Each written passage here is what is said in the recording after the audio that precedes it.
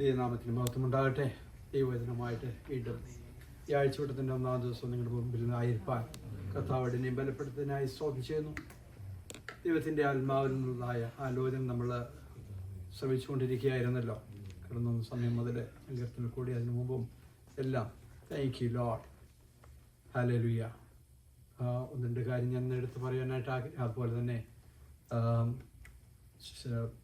ലിസിയുടെ മാതാവിൻ്റെ വേർപാടിലെ ദുഃഖത്തിലായിരിക്കുന്ന സഹോദരിയും മറ്റു എല്ലാവരോടും എൻ്റെ കണ്ടോളൻസ് എന്ന് പറയുമ്പോഴത്തേക്ക് നമ്മൾ അതിനപ്പുറത്തായിട്ട് നമുക്കൊന്നുണ്ട്.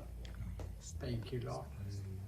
നമ്മളൊന്ന് അറിയുന്നു, നമ്മൾ എവിടെ നിന്ന് വന്നു, എവിടേക്ക് പോകുന്നു.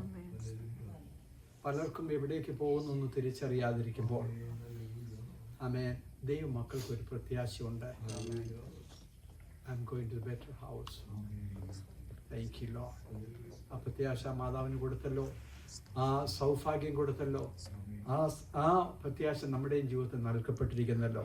അതിനായി ഞാൻ ദൈവത്തെ സ്തുതിക്കുന്നു. Thank you Lord. നമ്മൾ ഇവിടെ പാടിയതായ ഒരു പാട്ട്, ആരാധിക്കുമ്പോൾ ചങ്ങലകൾ അഴിയും, ബന്ധനം അഴിയും, കെട്ടുകൾ അഴിയും. അതുപോലെ തന്നെ ജോസഫ് പാസ്റ്റർ ആ സബ്ജക്റ്റ് തന്നെ പ്രാർത്ഥിച്ചപ്പോഴാണോ അതോ ശുശ്രൂഷിച്ചപ്പോഴാണോ എന്ന് പറഞ്ഞായിരുന്നു. പത്രോസിനെ കാരാഗ്രഹത്തിൽ ഇടുന്ന സമയത്ത് മീൻസ് ആരാധിച്ചപ്പോൾ ആ ചങ്ങലകൾ പൊട്ടി. Thank you Lord. ഇത് രണ്ടും ഓൾമോസ്റ്റ് സെയിം കാര്യം തന്നെയായിരുന്നു, പാടിയതും നമ്മൾ കേട്ടതും. അപ്പോൾ അത് കേട്ട് കഴിഞ്ഞപ്പോഴത്തേക്ക് രണ്ടാമത്തെ കാര്യം പാടി കഴിഞ്ഞപ്പോഴത്തേക്ക് എൻ്റെ മനസ്സിലേക്ക് വന്നു, എങ്ങനെ ഈ ചങ്ങല എന്ന് പറയുമ്പോഴത്തേക്ക്, ചങ്ങല ഇടുമ്പോഴത്തേക്ക് അതിനൊരു ലോക്കുണ്ട് അല്ലേ? ഒരു പോലീസുകാരൻ ഒരു എന്താ പറഞ്ഞ ഒരു വിലങ്ങ് വെക്കുമ്പോഴത്തേക്ക് അതിനൊരു ലോക്കുണ്ട്. ആ ലോക്ക് ആരുടെ കയ്യിലിരിക്കുന്നു? പോലീസുകാരുടെ കയ്യിലിരിക്കുന്നത്. അപ്പോൾ ഈ പത്രോസിനെയൊക്കെ ലോക്ക് ചെയ്തതിന് ശേഷം, ഈ ചങ്ങലയിട്ടതിന് ശേഷം ഒരു ലോക്കുണ്ട്, അത് അവരുടെ കയ്യിലിരിക്കുക. ഇത് താഴെ വീഴുന്നുണ്ടെങ്കിൽ അതിനെ അൺലോക്ക് ചെയ്യണം. അതുപോലെ തന്നെ പറഞ്ഞു, ഈ ഗേറ്റ് അന്നും ഓട്ടോമാറ്റിക് ഡോറൊന്നും ഇല്ലായിരുന്നു, ഇലക്ട്രിക് ഡോറൊന്നും ഇല്ലായിരുന്നു. അതിനൊരു ലോക്കുണ്ട്, അതിന് തുറക്കണം. അത് തുറക്കണം എന്നുണ്ടെങ്കിൽ ഇതിനെല്ലാം ഒരു കീ വേണം. ഏതാണ് കീ? Thank you Lord. പത്രോസിനോട് ദൈവം പറഞ്ഞത് എന്താ? സ്വർഗരാജ്യത്തിന്റെ താക്കോൽ ഞാൻ നിനക്ക് തരുന്നു. Thank you Lord. അപ്പൊ അതുകൊണ്ട് ഒരു ദൈവത്തിൽ എപ്പോഴും മനസ്സിലാക്കണം. Thank you Lord. നമുക്ക് സകലതും അഴിക്കാനായിട്ടുള്ളതായ, ശത്രു കെട്ടിരിക്കുന്ന അല്ലെങ്കിൽ ഏത് ചങ്ങലയും തുറക്കാൻ ദൈവം നമുക്ക് അധികാരം തന്നിരിക്കുന്നു. ഒരു മാസ്റ്റർ കീ നമ്മുടെ കയ്യിൽ ഉണ്ടെന്നുള്ള കാര്യം മറന്നു പോകരുത്. എപ്പോഴും തുറക്കണേ എന്ന് പറഞ്ഞ് നമ്മൾ അല്ലെങ്കിൽ അതിൻ്റെ പിന്നാലെ കരഞ്ഞുകൊണ്ട് നടക്കാതെ നമ്മൾ മനസ്സിലാക്കണം, വാട്ട് ഐ ഹാവ്, എൻ്റെ പക്കൽ എന്തുണ്ട്. Thank you Lord. സകലതും നമുക്ക് കാൽ കീഴാക്കി തന്നിരിക്കുന്നു. സകലത്തിൻ്റെയും അധികാരം ദൈവം നമുക്ക് തന്നിരിക്കുന്നു. Thank you Lord. നമുക്ക് തുറക്കാനായിട്ടുള്ള അധികാരമുണ്ട്. Thank you Lord. അതുകൊണ്ട് ഈ അധികാരം തിരിച്ചറിഞ്ഞവർ മനസ്സിലാക്കണം, ഞാൻ തുറക്കും. യേശുവിൻ്റെ നാമത്തിൽ ഞാൻ തുറക്കും. യേശുവിൻ്റെ നാമത്തിൽ ഞാൻ പറഞ്ഞാൽ അവിടെ ഇരുമ്പ് വാതിലുകൾ തുറക്കും. യേശുവിൻ്റെ നാമത്തിൽ ഞാൻ പറഞ്ഞാൽ അവിടെ ചങ്ങലകൾ അഴിയും. Thank you Lord. ഇന്ന് അഴിയുന്നില്ലേ? ഇന്ന് അഴിയുന്നുണ്ടെന്നേ. ഫിസിക്കലായിട്ടും അഴിയുന്നുണ്ട്. നമ്മൾ സ്പിരിച്വലായിട്ട് നമ്മൾ അഴിക്കുന്ന സമയത്ത് ഫിസിക്കലായിട്ടുള്ളത് അഴിയും. അതായത് നമുക്കൊരു എക്സാമ്പിൾ പറഞ്ഞു കഴിഞ്ഞാൽ, ഇന്ത്യയിൽ, നോർത്ത് ഇന്ത്യയിൽ ചില ദൈവത്തിൻ്റെ അഭിഷക്തന്മാരെയൊക്കെ ഈ അടുത്ത ദിവസങ്ങളിലൊക്കെ ജയിലിലൊക്കെ ആക്കിയിരുന്നു. നമ്മളൊക്കെ അവർക്ക് വേണ്ടിയൊക്കെ പ്രാർത്ഥിച്ചു. മാനുഷികമായ രീതിയിൽ അതിനകത്തു നിന്നൊക്കെ അവർ വെളി വരിക എന്നുള്ളത് പറഞ്ഞു കഴിഞ്ഞാൽ ഇച്ചിരി ബുദ്ധിമുട്ടുള്ള കാര്യമാണ്. അപ്പം അത് എങ്ങനെയാണ് അവിടെ ഒരു ഒരു ഒരു ചങ്ങലയുണ്ട്. ആ ചങ്ങല നമ്മൾ എങ്ങനെ അഴിച്ചു? വിശ്വാസം അല്ലെ വചനം മൂലം നമ്മൾ അതിനെ അഴിച്ചു. ലോകത്തിന്റെ അനേക ഭാഗങ്ങളുള്ള ദൈവത്തിന്റെ അഭിഷക്തന്മാരെ ഒരുമിച്ച് അതിനുവേണ്ടി പ്രാർത്ഥിച്ചു കഴിഞ്ഞപ്പോൾ ആ ചങ്ങലകൾ അഴിഞ്ഞു. അവർ വെളി വന്നു. ദൈവം എത്ര നല്ലവെന്ന് മാത്രമല്ല, നമുക്ക് തന്നിരിക്കുന്നതായ അധികാരം, ഒരു ദൈവത്തിന് തന്നിരിക്കുന്നതായ അധികാരം, നമ്മൾ അത് പലപ്പോഴും തിരിച്ചറിയണം. നമ്മൾ കഴിഞ്ഞ ആഴ്ചയിൽ നമ്മൾ ഒന്ന് ഞാൻ എടുത്തു ചോദിക്കുന്നു, എത്ര പേര് ആ വേർഡുകൾ, ആ ദൈവത്തിൻ്റെ ദൈവം നമുക്ക് തന്നതായ ആലോചന, നമ്മൾ ഒടുവിൽ ഇവിടെ നിന്ന് പ്രാർത്ഥിച്ച പ്രാർത്ഥന, നമ്മൾ കെട്ടിയതിനെ നമ്മൾ അഴിക്കണം. ഒരു ഉദാഹരണത്തോടെ ഞാൻ പറഞ്ഞു, ലാസറിനെ യേശു ശവക്കല്ലറുടെ വെളിയിൽ കൊണ്ടുവന്നു. പക്ഷെ എന്നുണ്ടെങ്കിൽ എന്ത് ചെയ്യണം? നീ കെട്ടിയതിനെ, അല്ലെ മനുഷ്യൻ കെട്ടിയതിനെ ദൈവം അല്ല അഴിക്കാൻ നടക്കേണ്ടത്, നീ തന്നെ അഴിക്കണം. അതെല്ലാവരും ശ്രദ്ധിച്ചു, അതും പ്രകാരം പ്രാർത്ഥിക്കുന്നു എന്ന് ഞാൻ പൂർണ്ണമായിട്ടും വിശ്വസിക്കുന്നു. എനിക്ക് വളരെ ഇമ്പോർട്ടൻ്റ് ആയിട്ടുള്ളൊരു കാര്യമാണ്, നമ്മൾ നമ്മുടെ നാവ് കൊണ്ട് കെട്ടിയതിനെ, നമ്മുടെ കുടുംബത്തിനെതിരായിട്ടോ അല്ലെ നമ്മുടെ ആയുസ്സിനെതിരായിട്ടോ അല്ലെ നമ്മൾക്കെതിരായിട്ടോ അല്ലെങ്കിൽ ദൈവനാമത്തിന് വിരോധമായിട്ട് നമ്മൾ എവിടെയൊക്കെ നമ്മൾ കെട്ടിയിട്ടുണ്ടോ അതിനെ ഒരു പാസ്റ്ററല്ല വന്ന് അഴിക്കേണ്ടത്. നീ കെട്ടിയതിനെ നീ തന്നെ അഴിക്കണം. ആ ദൈവം അധികാരവും നമുക്ക് തന്നിരിക്കുന്നു. അത് ചെയ്യാതെ പലരും ഇന്ന്, ഞാൻ ഒന്നുകൂടെ റിപ്പീറ്റ് ചെയ്യട്ടെ, പലരും ഇന്ന് ഈ ചങ്ങലയായിട്ട് കിടക്കുക. കുടുംബത്തിൽ വിടുതലില്ലാതെ, കുഞ്ഞുങ്ങളിൽ വിടുതലില്ലാതെ, ഫൈനാൻഷ്യലായിട്ടുള്ള വിടുതലില്ലാതെ, രോഗത്തിന്റെ ബന്ധനങ്ങളിൽ കിടക്കുന്നവരെ നീ അഴിക്കണം. യേശുവിന്റെ നാമത്തിൽ നീ അഴിക്കണം. ഞാൻ വീണ്ടും കഴിഞ്ഞ പ്രാവശ്യം പറഞ്ഞത് തന്നെയാണ്, ഒന്നുകൂടെ റിപ്പീറ്റ് ചെയ്യട്ടെ ഒരു വേർഡ് കൊണ്ട്. ദൈവം നീതിയുടെ ന്യായാധിപതിയാണ്. അതായത് നമ്മൾ ഒരു കാര്യം പറഞ്ഞു കഴിഞ്ഞാൽ, നമ്മൾ നല്ലൊരു കാര്യം ചെയ്യുമ്പോൾ, അല്ലെങ്കിൽ നല്ലൊരു പ്രവൃത്തി ചെയ്യുമ്പോൾ, അല്ലെങ്കിൽ നല്ലൊരു വാക്ക് പറഞ്ഞു കഴിയുമ്പോൾ അത് നമുക്കറിയാം, എൻ്റെ ദൈവം അത് കാണുന്നു, എനിക്ക് അതിൻ്റെ പ്രതിഫലം തരും. ഓക്കെ, നമ്മൾ എക്സാമ്പിൾ പറഞ്ഞു കഴിഞ്ഞാൽ നമ്മൾ തയ്ത്ത് കൊടുക്കുന്നു. നമ്മൾ എന്തുകൊണ്ട് കൊടുക്കുന്നു? ദൈവം എനിക്ക് എൻ്റെ പ്രതിഫലം തരും, അത് ദൈവം നാമത്തിന് വേണ്ടി ഞാൻ അത് കൊടുക്കുന്നു എന്ന് നമ്മൾ വിശ്വസിക്കുന്നു, നമ്മളത് ചെയ്യുന്നു. ഓക്കെ, മറിച്ച് നമ്മൾ നെഗറ്റീവായിട്ടുള്ളതായ കാര്യങ്ങൾ പറഞ്ഞാൽ അതും ഈ ദൈവത്തോട് തന്നെ റിപ്പോർട്ട് ചെയ്യപ്പെടുന്നുണ്ടെന്നുള്ള കാര്യം നമ്മൾ മനസ്സിലാക്കണം. നമ്മൾ പറയുന്ന ഏത് നെഗറ്റീവ് വേർഡുകളും, പറയുന്നതോ ചെയ്യുന്നതോ ആയ കാര്യങ്ങൾ റിപ്പോർട്ട് ചെയ്യപ്പെടുന്നു. ആരുടെ അടുത്ത്? ഈ ദൈവത്തിന്റെ അടുത്ത് തന്നെ റിപ്പോർട്ട് ചെയ്യപ്പെടുന്നു. ആരാണ് ഈ ദൈവം? നീതിയുടെ ന്യായാധിപതി. നമ്മുടെ പക്കൽ അനീതി ഉണ്ടെന്നുണ്ടെങ്കിൽ ദൈവത്തിന് നമ്മളോട് കോംപ്രമൈസ് ചെയ്യാൻ പറ്റത്തില്ല. കാര്യം ദൈവം നീതിമാനായ ദൈവമാണ്. ദൈവം നമ്മൾ നല്ലത് ചെയ്താൽ അതിനനുസരിച്ചും, മോശമായിട്ടുള്ളത് ചെയ്തു കഴിഞ്ഞാൽ മോശമായിട്ട് അനുസരിച്ചും ചെയ്യുവാൻ മാത്രമേ ദൈവത്തിന് സാധിക്കത്തുള്ളൂ. എന്നാൽ അതിനപ്പുറത്തായിട്ടൊരു കാര്യമുണ്ട്. നമ്മൾ ചെയ്തതായ കാര്യങ്ങളെ, അല്ല നമ്മൾ പറഞ്ഞതായ കാര്യങ്ങളെ ഈ ജഡ്ജിനോട് ചെന്ന് പറഞ്ഞിട്ട്, അയ്യോ എൻ്റെ അറിവില്ലായ്മയിൽ ഞാൻ പറഞ്ഞു പോയി, എന്നോട് ക്ഷമിക്കണമേ എന്ന് പറഞ്ഞു കഴിയുമ്പോൾ ആ നീതിയുടെ ന്യായാധിപതിക്ക് അവിടെ കോംപ്രമൈസ് ചെയ്യാൻ പറ്റും. ഹി അപ്പോളജൈസ്, അവൻ എന്നോട് മാപ്പപേക്ഷിച്ചു, അതുകൊണ്ട് ഞാൻ അവനോട് ക്ഷമിക്കുന്നു. പറയാത്തിടത്തോളം കാലം, നമ്മളത് ഏറ്റുപറയാത്തിടത്തോളം കാലം, തിരിച്ചറിയാത്തിടത്തോളം കാലം ഈ ട്രാപ്പിൽ നമ്മൾ കിടക്കും. പലരും ഇന്ന് നോക്കിക്കഴിഞ്ഞു കഴിഞ്ഞാൽ പലവിധമാകുന്ന കഷ്ടങ്ങളിൽ കൂടെ കടന്നു പോകുന്നതിന് മെയിനായിട്ടുള്ള കാര്യം അത് തന്നെയാണെന്ന് പറയേണ്ടി വരുന്നു ദൈവവചനത്തിൽ കൂടെ. നമ്മളെടുത്ത് പറഞ്ഞതാണല്ലോ കഴിഞ്ഞ ആഴ്ചയിൽ, എന്തുകൊണ്ട് റേച്ചൽ യങ് ഏജിൽ മരിച്ചു. എങ്കിലോ എന്തുകൊണ്ട് മരിച്ചു?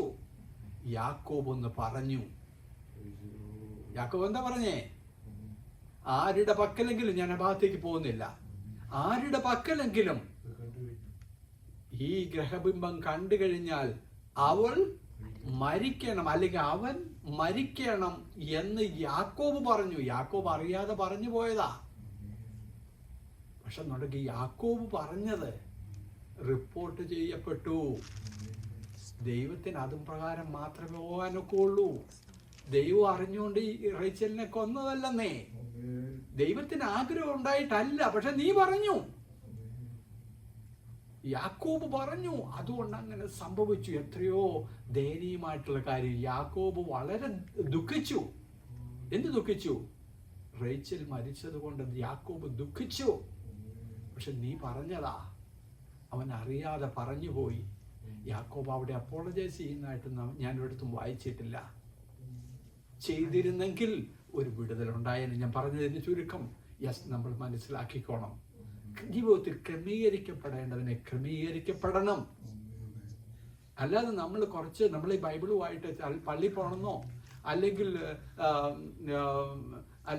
ദൈവവചന കൽപ്പന പ്രമാണിച്ചെന്ന് പറഞ്ഞിട്ടോ അതെല്ലാം വേണം. അതെല്ലാം വളരെ ഇമ്പോർട്ടൻ്റ് ആയിട്ടുള്ള കാര്യമാണ്. പക്ഷെ എന്നുണ്ടെങ്കിൽ ജീവിതത്തിൽ ക്രമീകരിക്കപ്പെടാൻ ആരായിരുന്നാലും, ഈ യാക്കോബ് ആരായിരുന്നു? എങ്കിലോ യാക്കോബ് വളരെ ദൈവത്തോട് അടുത്ത് ജീവിക്കുന്ന ഒരു വ്യക്തിയായിരുന്നു. ആ യാക്കോബിനോട് പോലും ദൈവത്തിന് കോംപ്രമൈസ് ചെയ്യാൻ സാധിച്ചില്ലെന്നേ. പിന്നെയാണോ നമ്മളോട്? എങ്കിലോ നമ്മൾ മനസ്സിലാക്കുക, നമ്മളെപ്പോഴും ആ ദൈവത്തോട് അടുത്ത് നമ്മൾ നിൽക്കുക. നമ്മുടെ വാക്കുകൊണ്ട്, നമ്മുടെ സംസാരം കൊണ്ട്, നമ്മുടെ ചിന്ത കൊണ്ട് ഒരിക്കലും ദൈവത്തിന്റെ ഹിതമല്ലാത്തൊന്നും നമ്മുടെ നാവിൽ നിന്ന് വരാതെ നമ്മൾ സൂക്ഷിക്കുക. അത് റിപ്പോർട്ട് ചെയ്യപ്പെടും, ബന്ധനത്തിലാകും. അതിനെക്കുറിച്ച് വീണ്ടും പല പല ഭാഗങ്ങൾ നമുക്ക് ദൈവവചനത്തിൽ നമുക്ക് അറിയാം. പ്രതിയോഗിയോടുകൂടെ വഴിയിലിരിക്കുമ്പോൾ അവനുമായിട്ട് നിരന്നുകൊള്ളുക. അല്ലെ പിന്നെ എന്താ അവന്റെ അവസ്ഥ? അല്ലെങ്കിൽ അവൻ നിന്നെ എവിടെ കൊണ്ടുപോകും? ന്യായാധിപന്റെ അടുത്ത് കൊണ്ടുപോവുകയും അവൻ നിന്നെ സേവകരുടെ പക്കൽ ഏൽപ്പിക്കുകയും ചെയ്യും. യേശു പറഞ്ഞ ഉദാഹരണമാ. അവിടുന്ന് നീ വെളി വരിക എന്നുള്ള കാര്യം ഇച്ചിരി ബുദ്ധിമുട്ടുള്ള കാര്യമാണ്. യേശു പറഞ്ഞതാണ്. ഇത് എന്റെ വാക്കൊന്നും അല്ല, ദൈവവചനത്തിൽ വളരെ ക്ലിയർ ആയിട്ട് എഴുതിയിരിക്കുക. എങ്കിലോ അവിടുന്ന് വെളി വരിക എന്നുള്ളത് ഇച്ചിരി കഷ്ടമാണ്. അതുകൊണ്ട് നീ ബിഗിനിങ്ങിൽ തന്നെ എന്ത് ചെയ്തോണം? അവനുമായിട്ട് നിരന്നുകൊള്ളണം. നമ്മുടെ വാക്കുകൾ എന്തെങ്കിലും ഉണ്ടെന്നുണ്ടെങ്കിൽ നിരപ്പ് പ്രാപിക്കണം. ഹല്ലേലൂയ. അല്ലാതെ നമ്മള് കുറച്ച് പ്രസംഗിച്ചെന്ന് പറഞ്ഞിട്ടോ ബാക്കി എല്ലാ കാര്യങ്ങളും ഇതെല്ലാം വേണം. എവരിതിങ് എല്ലാം നമുക്ക് വേണം. പക്ഷെ എന്നുണ്ടെങ്കിൽ ക്രമീകരിക്കപ്പെട്ടാൽ മാത്രമേ ജീവിതത്തിൽ വിടുതലുണ്ടാകുകയുള്ളൂ. കാര്യം ദൈവം നീതിമാനായ നീതിയുടെ ന്യായാധിപതിയാണ്. എനിക്കില്ലോ ഇത്രയൊക്കെ പറഞ്ഞു കഴിഞ്ഞപ്പോഴത്തേക്ക് നമുക്ക് ഒരു ഉദാഹരണം കൂടെ പറയാം. ഇതിനോടനുബന്ധിച്ചല്ലെങ്കിലും ഞാൻ ഒരു വാക്യം വായിക്കാം അതിന് മുമ്പായിട്ട്. റോമാലേഖനം 8:26-27. റോമൻസ്. അവണ്ണം തന്നെ ആത്മാവ് നമ്മുടെ ബലഹീനതയ്ക്ക് തുണ നിൽക്കുന്നു. വേണ്ടുപോലെ പ്രാർത്ഥിക്കേണ്ടത് എന്തെന്ന് നാം അറിയുന്നില്ലല്ലോ. ആത്മാവ് തന്നെ ഉച്ചരിച്ചുകൂടാത്ത ഞരക്കങ്ങളാൽ നമുക്ക് വേണ്ടി പക്ഷവാദം ചെയ്യുന്നു. എന്നാൽ ആത്മാവ് വിശുദ്ധർക്കു വേണ്ടി ദൈവഹിതപ്രകാരം പക്ഷവാദം ചെയ്യുന്നത് കൊണ്ട് ആത്മാവിന്റെ ചിന്ത ഇന്നതെന്ന് ഹൃദയങ്ങളെ പരിശോധിക്കുന്നവൻ അറിയുന്നു. ഞാൻ അതിന് മുമ്പായിട്ട് തന്നെ ഒരു സംഭവ കഥ പറയുവാനായിട്ട് ആഗ്രഹിക്കുന്നു. അതായത് ഒരു മനുഷ്യൻ, ഒരു സാധാരണക്കാരനായ ഒരു മനുഷ്യൻ, ഇത് അദ്ദേഹത്തിൻ്റെ ഗാർഡൻ മീൻസ് തോട്ടത്തിൻ്റെ ഒരു ചെറിയൊരു കൃഷിക്കാരൻ അദ്ദേഹത്തിൻ്റെ ഒരു പറമ്പിൽ ഇങ്ങനെ ഇരിക്കുമ്പോഴത്തേക്ക് പ്രായമുള്ള മനുഷ്യനാണ്. അദ്ദേഹം ഈ കൊത്തുപണിയൊക്കെ ചെയ്യുന്ന മനുഷ്യനാണ്. മീൻസ് മരത്തിൻ്റെ തടിയുടെ കൊത്തുപണിയൊക്കെ ചെയ്യുന്ന ഒരു മനുഷ്യനാണ്. അദ്ദേഹം അവിടെ ഇരിക്കുമ്പോഴത്തേക്ക് അടുത്ത ഒരു പറമ്പിൽ ഒരു റിച്ചായിട്ടുള്ള ഒരു ഗായെ ആ മനുഷ്യന് അവിടെ അദ്ദേഹത്തിൻ്റെ കരിമ്പും തോട്ടത്തിൽ നിൽക്കുന്ന വലിയൊരു മരം, ഒരു പാഴ്മരമാണ്. അത് വെട്ടിക്കൊണ്ടിരിക്കുന്നു. മീൻസ് അദ്ദേഹത്തിൻ്റെ സർവന്റിനെ കൊണ്ടൊക്കെ വെട്ടിച്ചിട്ട് എന്ത് ചെയ്യുന്നു, ഈ പാഴ്മരം എടുത്ത് പീസായിട്ട് മുറിച്ചിട്ട് തീക്കകത്തോട്ട് കത്തിച്ച് കളയുക. കത്തിച്ച് കളഞ്ഞുകൊണ്ടിരിക്കുമ്പോഴത്തേക്ക് ഈ മനുഷ്യൻ അടുത്ത് ചെന്നിട്ട് പറഞ്ഞു, എനിക്ക് അതിൻ്റെ ഒരു ക്യൂബ് മീൻസ് അതിൻ്റെ ഒരു പീസ് എനിക്ക് തരാൻ പറ്റുമോ എന്ന് ചോദിച്ചു. അന്നേരത്തേക്ക് അദ്ദേഹം പറഞ്ഞു, ഇത് നിനക്ക് എന്തെടുക്കാനാ, ഇത് പാഴ്മരമാണ്, ഇതുകൊണ്ടൊന്നും കൊള്ളത്തില്ല. അന്നേരം അദ്ദേഹം പറഞ്ഞു, എന്നാലും എനിക്ക് ഒരെണ്ണം തന്നേരം, എനിക്ക് നന്നായിട്ട് തോന്നുന്നു, ഒരെണ്ണം തന്നേക്കാൻ പറഞ്ഞു. അപ്പം പിന്നെ അത്ര ഹാപ്പി അല്ലായിരുന്നു. കാര്യം നിന്നോട് ഞാൻ പറഞ്ഞു അത് നല്ലതല്ലെന്ന് പറഞ്ഞു. പിന്നെ നീ എന്തിനെങ്കിലും പോ എന്ന് പറഞ്ഞ് അദ്ദേഹത്തിന് ആ പീസ് കൊടുത്തു. അദ്ദേഹം അത് ചുമലിൽ എടുത്ത് അദ്ദേഹത്തിൻ്റെ വീട്ടിൽ കൊണ്ടുവന്നു. വീട്ടിൽ കൊണ്ടുവന്നതിന് ശേഷം അദ്ദേഹത്തിൻ്റെ ആ കൊട്ടുപിടിയും സിസിലും ഒക്കെ എടുത്ത് അദ്ദേഹം അതിൻ്റെ തൊലിയൊക്കെ മീൻസ് ചിപ്പ് ചെയ്ത് ഷേപ്പാക്കാൻ തുടങ്ങി കഴിഞ്ഞപ്പോഴത്തേക്ക് പെട്ടെന്ന് അതിനകത്ത് നിന്ന് ഒരു ബേഡ് വെളി വന്നു കഴിഞ്ഞപ്പോഴത്തേക്ക് അത് നോക്കിക്കഴിഞ്ഞപ്പോഴത്തേക്ക് അതൊരു ഗോൾഡൻ ഈഗിളായിരുന്നു. ആ ഗോൾഡൻ ഈഗിള് അതിനകത്ത് നിന്ന് വെളി വന്നു കഴിഞ്ഞപ്പോഴത്തേക്ക് അത് അദ്ദേഹത്തിന് വളരെ ഇഷ്ടപ്പെട്ടു. അങ്ങനെയുള്ള ഒരു പക്ഷിയെ കിട്ടുക എന്ന് പറഞ്ഞു കഴിഞ്ഞാൽ ഇച്ചിരി ബുദ്ധിമുട്ടുള്ള കാര്യമാണ്. പറഞ്ഞിട്ട് അത് എൻ്റെ എക്സ്പെൻസീവായിട്ടുള്ളൊരു ബേഡുമാണ്. അദ്ദേഹം അതിനെ വളർത്താൻ തുടങ്ങി. ചില ദിവസങ്ങൾ കഴിഞ്ഞ് കഴിഞ്ഞപ്പോഴത്തേക്ക് ആദ്യത്തെ മനുഷ്യൻ, ഈ മരം കൊടുത്ത മനുഷ്യൻ അല്ലെങ്കിൽ മരത്തിൻ്റെ പീസ് കൊടുത്ത മനുഷ്യന് ഇദ്ദേഹത്തിൻ്റെ വീടിൻ്റെ വാതിലോട്ട് പോയി കഴിഞ്ഞപ്പോഴത്തേക്ക് ഈ ഗോൾഡൻ ഈഗിളിനെ ഇങ്ങനെ അദ്ദേഹത്തിൻ്റെ വീടിൻ്റെ അകത്ത് ഇങ്ങനെ ഇട്ടിരിക്കുന്നത് കണ്ടു, വീടിൻ്റെ വാതിൽ ഇട്ടിരിക്കുന്നത് കണ്ടു. അപ്പോൾ ഇദ്ദേഹത്തിന് ഭയങ്കര ഒരു ഇൻട്രസ്റ്റ് ആയിട്ട് തോന്നി. അദ്ദേഹം ചെന്നിട്ട് ചോദിച്ചു, അയ്യോ അത് നല്ല ഒരു ഈഗിളാണല്ലോ, നിനക്കതിനെ എവിടെ നിന്ന് കിട്ടി? അപ്പോൾ അദ്ദേഹം പറഞ്ഞു, നീ എനിക്ക് തന്ന ആ മരമുട്ടിക്കകത്ത് ഇരുന്നതാണ് ഈ ഈഗിള് എന്ന് പറഞ്ഞു. അദ്ദേഹം പറഞ്ഞു, ഞാനതിന് എത്ര പൈസ വേണമെങ്കിലും ഞാൻ തരാം, പക്ഷെ എനിക്കത് തരാനൊക്കെ എന്ന് ചോദിച്ചു. അപ്പോൾ അദ്ദേഹം ചോദിച്ചു, എത്ര തരാം? അപ്പം എത്ര വേണമെന്ന് ചോദിച്ചു. അപ്പം പറഞ്ഞു, എനിക്ക് $5,000 കിട്ടിയാൽ മതി, $5,000 കിട്ടിയാൽ മതി എന്ന് പറഞ്ഞു. അദ്ദേഹം അതിനെ 5,000 വർഷങ്ങളിൽ അതിലൊക്കെ കൂടുതൽ വിലയുള്ളതാണ്. പക്ഷെ അദ്ദേഹം ചോദിച്ചത് എത്രയാണോ അതനുസരിച്ച് അദ്ദേഹം അതിനെ വാങ്ങിച്ചോണ്ട് കൊണ്ടുപോയി. Thank you Lord. ഒരു കാര്യം നമ്മൾ മനസ്സിലാക്കുക. ഞാൻ ആ സംഭവം കഥ കേട്ട് കഴിഞ്ഞപ്പോഴത്തേക്ക്, ആ ഒരു സ്റ്റോറി കേട്ട് കഴിഞ്ഞപ്പോഴത്തേക്ക് ഞാൻ എൻ്റെ മനസ്സിൽ കൂടെ കടന്നുപോയത്, പലപ്പോഴും നമ്മൾ തിരിച്ചറിയാത്തത്, നമ്മൾ ചിന്തിക്കാത്തത്, ഈ ദൈവവചനത്തിൽ കൂടെ നമ്മൾ പോകുമ്പോൾ ഇതിനകത്ത് വളരെ പ്രഷ്യസ് ആയിട്ടുള്ള കാര്യങ്ങളൊക്കെ ഉണ്ട്. ദൈനംദിന ജീവിതത്തിൽ നമ്മൾ ഇതിനെ അങ്ങ് വായിച്ചു വിടുന്നു, അല്ലെങ്കിൽ നമ്മൾ കെയർ ചെയ്യുന്നില്ല, ഓക്കെ എന്നുള്ള രീതിയിൽ വിടുന്നു. പക്ഷെ എന്നുണ്ടെങ്കിൽ ഇതിനകത്ത് വളരെ പ്രഷ്യസ് ആയിട്ടുള്ള കാര്യങ്ങളുണ്ട്. പക്ഷെ എന്നുണ്ടെങ്കിൽ ഈ മനുഷ്യൻ എന്ത് സംഭവിക്കുന്നു, അതുകൂടെ ഞാൻ ചിന്തിച്ചു. അതായത് ആദ്യത്തെ മനുഷ്യൻ എന്ത് സംഭവിക്കുന്നു, അദ്ദേഹത്തിന് അതിനെ കിട്ടണം എന്നുണ്ടെങ്കിൽ പിന്നീട് എന്താണ് അത് ചെയ്തത്? അദ്ദേഹത്തിന് ഒരു ഹ്യൂജ് എമൗണ്ട് അവിടെ കൊടുക്കേണ്ടതായിട്ട് വന്നു. എന്താണ് ഈ ഹ്യൂജ് എമൗണ്ട്? ദൈവം നിനക്ക് ഓപ്പർച്യൂണിറ്റി തരും. ഓപ്പർച്യൂണിറ്റി തരുമ്പോഴത്തേക്ക് അതിനെ നീ മിസ്യൂസ് ചെയ്താൽ നീ അതിന് വില കൊടുക്കേണ്ടി വരും. ചിലരെ തിരിച്ചറിഞ്ഞാൽ നീ അതിന് വില കൊടുക്കണം. വില കൊടുത്താൽ മാത്രമേ അത് നിന്റെ ജീവിതത്തിലേക്ക് പിന്നെ കിട്ടുകയുള്ളൂ. നിനക്ക് ഫ്രീ ആയിട്ട് തന്നതാ.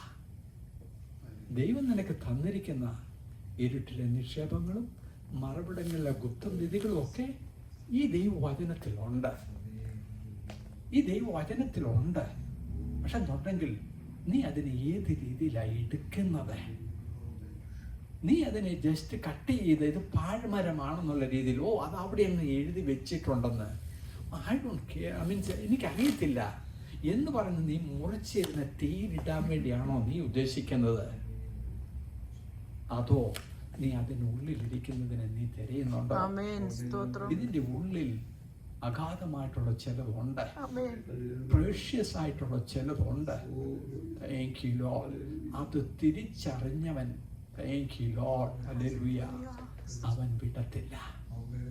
Thank you Lord. നമ്മൾ ഈ ദൈവവചനമാണ് നമ്മൾ ഗ്രഹിക്കേണ്ടത്. ഒരു മനുഷ്യന്റെ വാക്കുകളൊന്നും അല്ല, ആര് പ്രസംഗിക്കുന്നു ആര് പറയുന്നൊന്നും അല്ല. ഈ ദൈവവചനം, താങ്ക് യു ലോർഡ്, ഈ ദൈവവചനത്തിലേക്ക് നമ്മൾ പോയതിനു ശേഷം അതിനെ മനസ്സിലാക്കി കഴിഞ്ഞാൽ ദൈവത്തിൻ്റെ ആത്മാവ് നമുക്ക് വളരെ ഡീപ്പായിട്ടുള്ള കാര്യങ്ങൾ ദൈവം നമുക്ക് മനസ്സിലാക്കി തരും.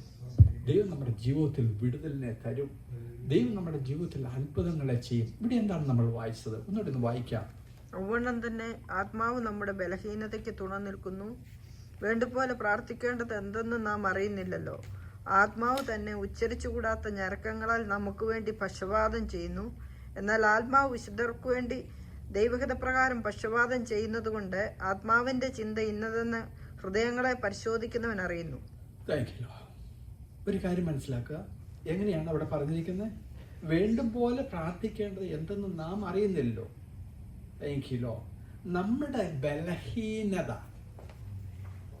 ഓക്കെ, അതുകൊണ്ട് തന്നെ ആത്മാവ് നമ്മുടെ ബലഹീനതയ്ക്ക് തുണ നിൽക്കുന്നു. ബലഹീനത എന്ന് പറയുമ്പോഴത്തേക്ക് എന്താണ്? വി ഡോണ്ട് നോ, നമുക്കറിയത്തില്ല എങ്ങനെ പ്രാർത്ഥിക്കണം, അല്ലെന്നുണ്ടെങ്കിൽ ഈ വിഷയത്തിന് എങ്ങനെ അതിനൊരു പരിഹാരം ഉണ്ടാകും എന്നുള്ള കാര്യം നമുക്കറിയത്തില്ല. നമ്മുടെ വാക്കുകൾ കൊണ്ട് അതിനെ ഓവർകം ചെയ്യാൻ സാധിക്കത്തില്ല. ചില സിറ്റുവേഷനിൽ അല്ലെങ്കിൽ ദൈവത്തോട് നമ്മൾ പ്രാർത്ഥിക്കുക, ഇതിവിടെ ഒരു പ്രാർത്ഥനയുടെ കാര്യമാണ് പറഞ്ഞേക്കുന്നത്.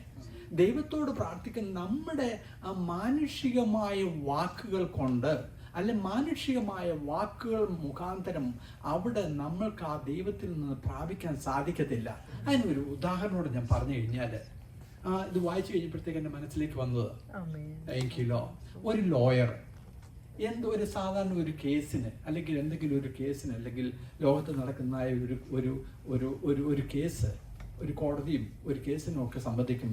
നമുക്കൊരു ആൾ എന്ത് ചെയ്യും? അദ്ദേഹം പോയി ഒരു ലോയറെ ഹയർ ചെയ്യുന്നു. ഒരു ലോയറെ ഹയർ ചെയ്യുന്നു പറയുമ്പോൾ എന്തുകൊണ്ട് ലോയറെ ഹയർ ചെയ്യണം? കാര്യം എനിക്ക് സാധിക്കത്തില്ല, നിയമവശങ്ങൾ എനിക്കറിയത്തില്ല. ലോയർ ഈ നിയമവശങ്ങളൊക്കെ നന്നായിട്ട് അറിയാവുന്ന ആളാണ്. പക്ഷെ ഈ ലോയറിൻ്റെ അടുത്ത് നമ്മുടെ നാട്ടിൽ പറയാറുണ്ട്, അല്ലെങ്കിൽ ഇങ്ങനെ കേൾക്കാം, ലോയറുടെ അടുത്തും ഡോക്ടറുടെ അടുത്തും കള്ളം പറയരുതെന്ന്. Thank you Lord. അതുകൊണ്ട് പരിശുദ്ധാത്മാവിൻ്റെ അടുത്ത് നമ്മൾ കള്ളമൊന്നും പറയണ്ട. Thank you Lord. ഉള്ളതുപോലെ അങ്ങ് പറയും. യെസ്, പരിശുദ്ധാത്മാവ് അഡ്വക്കേറ്റ് ആണ്. ഈ ലോയറുടെ അടുത്ത് നമ്മൾ ചെന്നിട്ട് എന്ത് ചെയ്യുന്നു? നമ്മുടെ കാര്യങ്ങളൊക്കെ പറയുന്നു.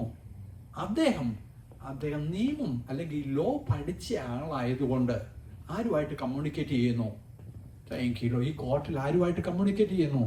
ഈ ജഡ്ജിയായിട്ട് കമ്മ്യൂണിക്കേറ്റ് ചെയ്യുക. Thank you law.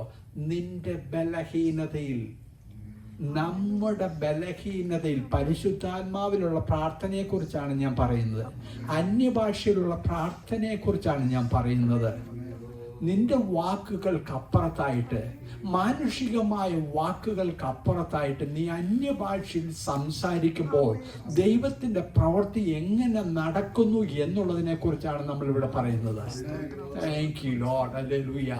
നീ അന്യഭാഷയിൽ പ്രാർത്ഥിക്കുന്നുണ്ടോ, അതോ നിന്റേതായ കുറെ ലിസ്റ്റ് എടുത്ത് വെച്ചതിന് ശേഷം നീ അങ്ങ് പ്രാർത്ഥിക്കുവാണോ? Thank you Lord. പോര കേട്ടോ.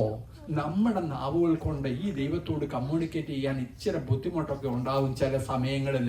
അവിടെ നമുക്ക് വേണം ഈ പരിശുദ്ധാത്മാവാകുന്ന ഈ ലോയറിനെ നമുക്ക് വേണം. Thank you Lord. ഈ പരിശുദ്ധാത്മാവാകുന്ന ലോയർ ഈ അന്യഭാഷയിൽ നീ സംസാരിക്കും. ആരോട് നീ സംസാരിക്കുന്നത്? ദൈവത്തോട്, അല്ലെങ്കിൽ ഈ ജഡ്ജിയോട് സംസാരിക്കുക. Thank you Lord. ആ ജഡ്ജിയോട് നീ സംസാരിക്കുമ്പോൾ എന്താണ് അവിടെ നടക്കുന്നത്? ഹല്ലേലൂയ. നിന്റെ വിഷയങ്ങൾ അറിയുന്ന ഒരു ദൈവം. എങ്ങനെയാ അവിടെ എഴുതിയിരിക്കുന്നത്? എന്താ? നിന്റെ ഹൃദയങ്ങളെ അറിയുന്ന ഒരു ദൈവം. നിന്റെ ഹൃദയമൊക്കെ നല്ലതൊക്കെയാണ്, നീ നല്ല മനുഷ്യനൊക്കെയാ. പക്ഷെ നിനക്ക് ലിമിറ്റേഷൻ ഉണ്ട്. നിനക്ക് കമ്മ്യൂണിക്കേറ്റ് ചെയ്യാനായിട്ട്, ദൈവമായിട്ട് കമ്മ്യൂണിക്കേറ്റ് ചെയ്യാൻ അതിന് നിനക്ക് വേണം ഒരു ലോയർ. Thank you law. അത് പരിശുദ്ധാത്മാവ് വേണം. ആ പരിശുദ്ധാത്മാവ് നിനക്ക് വേണ്ടി കമ്മ്യൂണിക്കേറ്റ് ചെയ്യുമ്പോൾ ഹല്ലേലൂയ, അവിടെ നടക്കേണ്ടതൊക്കെ നടക്കും. നിനക്ക് അസാധ്യമായിട്ടുള്ളതൊക്കെ അവിടെ സാധ്യമായി തീരും. ഹല്ലേലൂയ. അതാണ് പരിശുദ്ധാത്മാവിന്റെ പ്രവൃത്തി. അല്ലെങ്കിൽ പരിശുദ്ധാത്മാവിൽ അന്യ ഭാഷയിൽ സംസാരിക്കുന്നവൻ ആരോട് സംസാരിക്കുന്നു? Thank you Jesus. Hallelujah. Hallelujah. അന്യഭാഷ സംസാരിക്കുന്നവൻ ഈ മനുഷ്യനോടല്ലെന്ന് സംസാരിക്കുന്നത്. എനിക്ക് പലരും കേട്ട് നിൽക്കുന്നവരൊക്കെ നോക്കും, അവൻ എന്നോട് എന്താ പറയുന്നത്? പക്ഷെ അന്യഭാഷ സംസാരിക്കുന്നു ആരോട് സംസാരിക്കുന്നു? ഓ താങ്ക് യു ലോർഡ്. ഹല്ലേലൂയ. അവൻ ദൈവത്തോട് സംസാരിക്കുന്നു. ദൈവത്തോട് സംസാരിക്കുമ്പോൾ അവിടെ എന്താണ് നടക്കുന്നത്? ഒന്നുകൂടി വായിച്ച രണ്ട് വാക്യം. അവണ്ണം തന്നെ ആത്മാവ് നമ്മുടെ ബലഹീനതയ്ക്ക് തുണ നിൽക്കുന്നു. വേണ്ടുപോലെ പ്രാർത്ഥിക്കേണ്ടത് എന്തെന്ന് നാം അറിയുന്നില്ലല്ലോ. ആത്മാവ് തന്നെ ഉച്ചരിച്ചുകൂടാത്ത ഞരക്കങ്ങളാൽ നമുക്ക് വേണ്ടി പക്ഷപാതം ചെയ്യുന്നു. എന്നാൽ ആത്മാവ് വിശുദ്ധർക്ക് വേണ്ടി ദൈവഹിത പ്രകാരം പക്ഷപാതം ചെയ്യുന്നത് കൊണ്ട് ആത്മാവിന്റെ ചിന്ത ഇന്നതെന്ന് ഹൃദയങ്ങളെ പരിശോധിക്കുന്നവൻ അറിയുന്നു. ഓക്കെ, ഇനി ഞാൻ അതിനകത്ത് ഒരു ഇനി ഒരു എക്സ്പ്ലനേഷൻ ഒന്നും ആവശ്യമില്ലെന്ന് ഞാൻ വിശ്വസിക്കുന്നു. Thank you. മനസ്സിലായല്ലോ?